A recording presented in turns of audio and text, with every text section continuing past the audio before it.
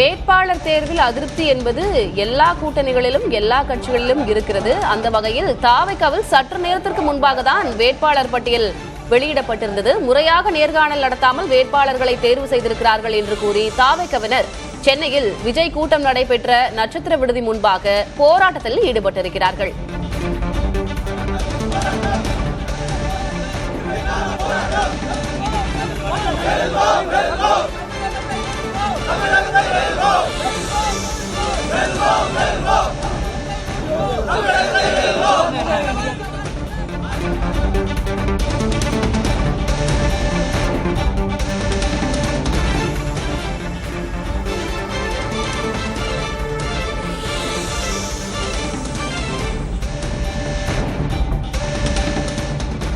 சென்னையில் தாவேகா வேட்பாளர் அறிமுக கூட்டம் நடைபெற்ற தனியார் நட்சத்திர விடுதி முன்பாக தாவேகாவினர் தர்ணா போராட்டத்தில் ஈடுபட்டிருக்கிறார்கள். கேவிக்குப்பம் தொகுதி வேட்பாளருக்கு எதிராக தாவேகாவில் மற்றொரு தரப்பினர் முழக்கம் எழுப்பி தர்ணாவில் ஈடுபட்டிருக்கிறார்கள். வேட்பாளர் தென்றலுக்கு எதிராக பிரபு என்பவரின் ஆதரவாளர்கள் தற்போது போராட்டம் நடத்துகிறார்கள். முறையாக நேர்காணல் நடத்தி வேட்பாளர்களை தெரிவு செய்யவில்லை என்பது அவர்களுடைய குற்றச்சாட்டாக இருக்கிறது.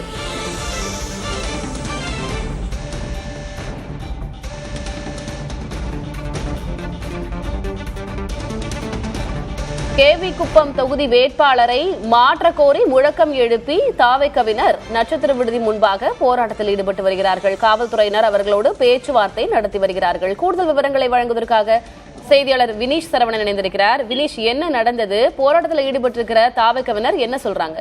முக்கியமாக தமிழக வெற்றி கழகத்தினுடைய பாண்டிச்சேரி மற்றும் தமிழ்நாட்டின் அனைத்து வேட்பாளர்களையும் கடந்த ஒரு மணி நேரத்துக்கு முன்பாக அந்த கட்சியினுடைய தலைவர் விஜய் அறிமுகம் தெரிவித்திருந்தார். பல்வேறு மாவட்டங்களில் இருந்தும் ஏராளமான நிர்வாகிகள், தொண்டர்கள் இந்த நட்சத்திர விடுதிக்கு வெளியே காத்திருந்தார்கள்.